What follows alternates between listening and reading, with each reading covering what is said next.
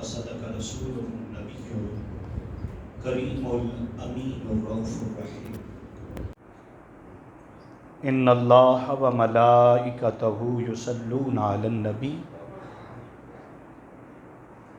یا ایہا الذین آمنوا صلوا علیہ وسلموا تسلیما۔ درود پاک، الصلاۃ والسلام علیک یا سیدی یا رسول اللہ وعلی آلک وصحابک یا سیدی یا نبی اللہ، الصلاۃ والسلام علیک یا سیدی یا رسول اللہ وعلی آلک وصحابک یا سیدی یا رحمۃ للعالمین۔ ساری حمد اللہ رب العزت کی ہے جو مالک ہے، خالق ہے، پروردگار ہے۔ ہم شکر ادا کرتے ہیں اللہ رب العزت کی ذات کا جس نے ہمیں ماہ رمضان المبارک کا آج 9واں روزہ عطا فرمایا ہے۔ دعا کرتے ہیں کہ اللہ رب العزت ہمارے سارے روزے اپنی بارگاہ میں قبول فرمائے، اور جتنے روزے باقی ہیں اللہ پاک ہمیں استقامت عطا فرمائے، صحت دے، تندرستی عطا فرمائے، اور اپنے کرم اور فضل سے ہم سب کو مالا مال رکھے۔ الذین یؤمنون بالغیب،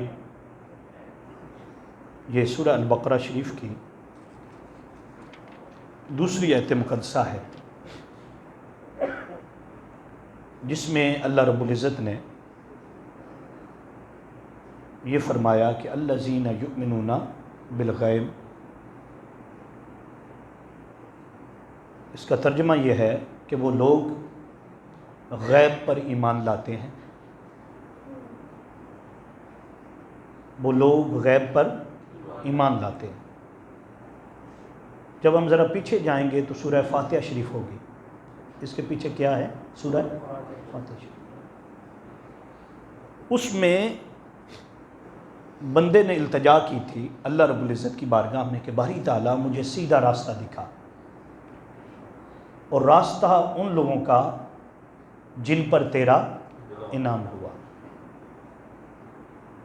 اللہ پاک نے اس دعا کو قبول کیا اور فرمایا کہ آ بندے، میں تجھے راستہ دکھاتا ہوں اور اپنے انعام یافتہ بندوں کی علامات، نشانیاں بتاتا ہوں۔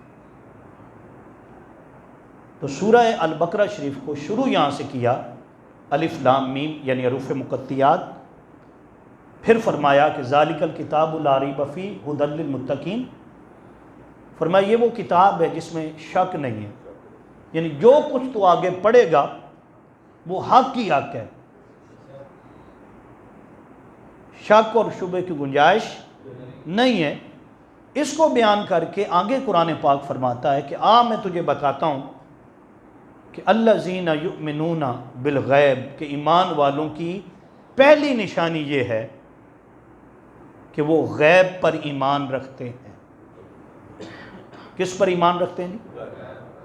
پکا ایمان ہے ان کا غیب پر۔ اب یہاں غیب سے مراد کیا ہے تو یاد رکھ لیں، اللہ پاک نے علم کے اصول کے ذرائع رکھے ہیں۔ علم کے اصول کے ذرائع کتنے ہیں؟ سن لیں، 5 ذرائع ہیں علم کے اصول کے۔ کتنے؟ اگر کسی انسان نے علم حاصل کرنا ہو تو وہ کیسے کرتا ہے؟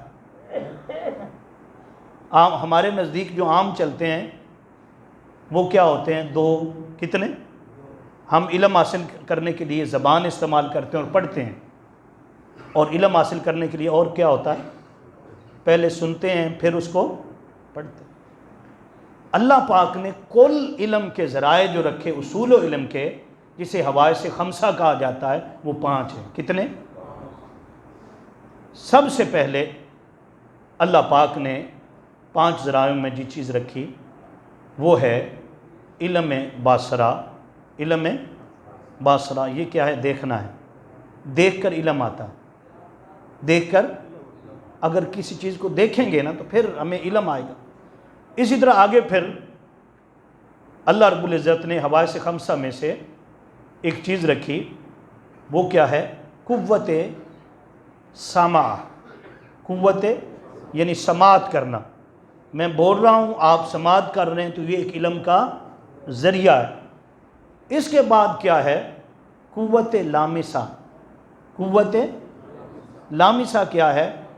یعنی ٹچ کرنا، چھونا، اور چھو کر پتہ چلے گا یہ چیز کیا ہے۔ بعض لوگ دیکھتے ہیں ان کے پاس آنکھیں نہیں ہوتی، بعض لوگ ایسے ہیں کہ ان کے پاس سماعت بھی نہیں ہوتی، تو وہ ہاتھ لگا کر بتا دیتے ہیں کہ یہ چیز کیا ہے، تو وہ ہاتھ سے علم آتا۔ اسی طرح پھر ایک کہ قوت ذائقہ۔ قوت ذائقہ یعنی وہ کیا ہے؟ چکھ کر کوئی بھی چیز ہے وہ کڑوی ہے یا میٹھی ہے، اس کا ذائقہ کیا ہے؟ اللہ نے ہر ایک چیز کا ذائقہ رکھا ہے، تو ہم ذائقے سے چیک کر سکتے ہیں کہ یہ چیز کیا ہے۔ جسے نہیں سنائی دیتا، جسے نہیں دکھائی دیتا، وہ بھی کیا ہوگا؟ قوت ذائقہ کے ذریعے بتائے گا کہ یہ چیز کیا ہے، قوت ذائقہ۔ اور آخری جو ہے وہ کیا ہے؟ قوت شامہ، یعنی سونگھ کر بتانا۔ کیا ہے؟ یہ کتنے ذرائع ہو گئے؟ یہ ہیں علم کے ذرائع جو ہم ماننے کے لیے تیار ہیں۔ اگر کوئی چیز اس میں فٹ نہ آئے، یعنی جو ہم سن بھی نہ سکیں، جس کو ہم دیکھ نہ سکیں، جس کو ہم سونگھ نہ سکیں، جس کو ہم لمسہ جو ہے وہ ٹچ نہ کر سکیں، تو پھر اس کا علم میں آنا کیا ہے؟ یاد رکھ لو، علم غائب کا تعلق جو ہے ان پانچوں چیزوں سے نہیں ہے، ان پانچوں چیزوں سے نہیں ہے۔ تو غیب کیا ہے؟ فرمایا غیب میں سب سے بڑی، غیب والی چیز جو ہے وہ سب سے بڑی بات کیا ہے؟ کہ اللہ رب العزت کی ذات خود غیب ہے، کسی نے نہیں دیکھا، نہ کوئی دیکھ سکتا، نہ کوئی دیکھ سکتا، نہ ایسی آنکھ اللہ نے پیدا کی اس دنیا میں اس کا احاطہ کر سکے، اسے دیکھ سکے۔ کوئی ایسی آنکھ نہیں ہے سوائے میرے اور آپ کے آقا صلی اللہ علیہ وسلم کو، جو اللہ رب العزت نے قوت باصرہ عطا فرمائی کہ آقا علیہ السلام نے دیکھا اور دیکھ کر اس کے پھر احوال جو تھے وہ بیان کیے۔ اسی طرح میں نے کہا سننا، تو ہم سن بھی نہیں سکتے، اسے چھو بھی نہیں سکتے، اسے استغفر اللہ چکھ بھی نہیں سکتے۔ یہ سارے معاملات جو علم کے، ان میں سے ایک بھی چیز ہمارے پاس نہیں، لیکن ہم مانتے ہیں۔ ہم کیا؟ اتنا پکا یقین ہے کہ ہم اللہ ہے، واحد ہے، یکتا ہے۔ ہم کیا ہیں بھئی؟ کیوں مانتے ہیں؟ کیا وجہ ہے؟ مان کیوں رہے ہیں؟ ہم اس لیے مان رہے ہیں کہ اللہ نے اپنے حبیب مکرم صلی اللہ علیہ وسلم کو آخری نبی بنا کر بھیجا۔ حضور سے پہلے بھی کتنے انبیاء علیہ السلام آئے ہیں، انہوں نے بھی بتایا ہے، تو جو ان کے کہنے پر مان جاتا ہے، اسے دیکھا تو نہیں ہے، اس کو کیا کہتے ہیں؟ ایمان بالغیب، یعنی دیکھا نہیں ہے لیکن پکا یقین ہے کہ کیا ہے؟ اسی طرح وحی کا اترنا، کسی نے دیکھا تھا؟ جنت کسی نے دیکھی ہے؟ لیکن من عن جو آپ سنتے ہیں جنت اتنی بڑی ہے، یہ ساری چیزیں مانتے ہیں کہ نہیں؟ الحمدللہ۔ بلکہ حضرت علی کرم اللہ وجہ الکریم کے بارے میں ہے کہ آپ جب جنت کا ذکر کرتے تو ایسے کرتے نا، ایسے کرتے کہ سننے والے بے خود ہو جاتے۔ کسی نے پوچھا کہ اے علی، جب آپ جنت کا ذکر کرتے ہیں تو آپ ایسا کرتے ہیں، ایسے اس طرح ذکر کرتے ہیں جیسے آپ نے دیکھی ہوئی ہے، یعنی اتنے یقین کے ساتھ بات کرتے ہیں۔ آپ نے جواب دیا کہ ہاں سنو، اتنے یقین سے کیوں کرتے ہیں؟ کہتے رب کعبہ کی قسم، میں نے آنکھوں سے دیکھی ہوتی نا تو اتنا مجھے یقین نہ ہوتا، شاید اتنا یقین نہ ہوتا جتنا مصطفیٰ صلی اللہ علیہ وسلم کی بات پر ہے۔ جو آپ نے فرما دیا ہے وہ ہے، جو آپ نے فرمایا لا نہیں ہے وہ نہیں ہے۔ تو ایمان بالغیب کیا ہے؟ فرمایا ایمان بالغیب یہ ہے کہ جو نبی کہتا ہے وہ تمہاری عقل میں آئے نہ آئے، تمہارے شعور میں آئے نہ آئے، تمہارا ادراک اور فہم اسے قبول کرے یا نہ کرے، جو نبی نے کہہ دیا وہ حق ہے۔ وہ کیا ہے؟ اس کو کیا کہتے ہیں؟ ایمان بال۔ آقا کریم صلی اللہ علیہ وسلم کی بارگاہ میں صحابہ نے عرض کی یا رسول اللہ، وہ خوش قسمت لوگ ہیں جنہوں نے آپ کو دیکھا ہے۔ آپ کو کائنات میں ان جیسا اور کوئی نہیں ہے. انہیں ٹائٹل ملا ہے رضی اللہ عنہم ورضوا عنہ، اللہ ان سے راضی ہو گیا ہے، وہ اللہ سے راضی ہو گیا. یا رسول اللہ کتنی خوش نصیبی ہے جنہوں نے آپ کو دیکھا ہے. تو سرکار نے جواب دیا، بخاری شریف میں موجود ہے، آپ نے فرمایا ہاں ایک سعادت اس کے لیے ہے جس نے مجھے دیکھا. کیا؟ لیکن ڈبل سعادت اس کے لیے جنہوں نے مجھے نہیں دیکھا. فرمایا ما بالا امت مبارک ہو میری امت کو، میرے صحابہ تم نے مجھے دیکھا ہے تمہیں مبارک ہو، اور 7 مبارکیں ان کو جنہوں نے دیکھا نہیں ہے. دیکھا تو لیکن مانتے ایسے ہی ہیں جیسے صحابہ کرام مانتے تھے. اس پر آقا علیہ السلام نے ایک سوال کیا صحابہ کرام سے، اے میرے صحابہ بتاؤ تعجب کن ایمان کن کا ہے؟ تعجب کن ایمان کن کا ہے؟ تو صحابہ نے کہا یا رسول اللہ صلی اللہ علیہ وسلم تعجب کن ایمان فرشتوں کا ہے. کن کا؟ تو آقا علیہ السلام نے فرمایا ان کا کیسے؟ وہ تو اللہ سے وہی لے کر آتے ہیں، ان کے لیے تعجب والی کون سی بات ہے؟ وہ نبی کے پاس آتے ہیں، انہوں نے جنت بھی دیکھی ہوئی ہے، دوزخ بھی دیکھی ہوئی ہے، وہ تو سدرۃ المنتہا کو بھی دیکھتے ہیں، ہر چیز دیکھ رہے ہیں، تو ان کے لیے کیا تعجب کن ہے؟ تو صحابہ نے جواب دیا یا رسول اللہ صلی اللہ علیہ وآلہ وسلم پھر انبیاء کا ایمان تعجب کن ہے. ایمان کس کا؟ انبیاء کا تعجب کن ہے. تو آقا علیہ السلام نے فرمایا میرے صحابہ انبیاء کا ایمان کیسے تعجب کن ہے؟ ان کے پاس تو جبریل آتا ہے، پردے ہٹائے جاتے ہیں، معراج پر بلائے جاتے ہیں، کاتور پہاڑ پر بلائے جاتے ہیں، وہ پھونک مارے تو پرندہ بن کر اڑ جاتا ہے، وہ دعا کرے تو اسی وقت ان کی دعا کا اثر ظاہر ہو جاتا ہے. ان کا ایمان کیسے تعجب کن ہے؟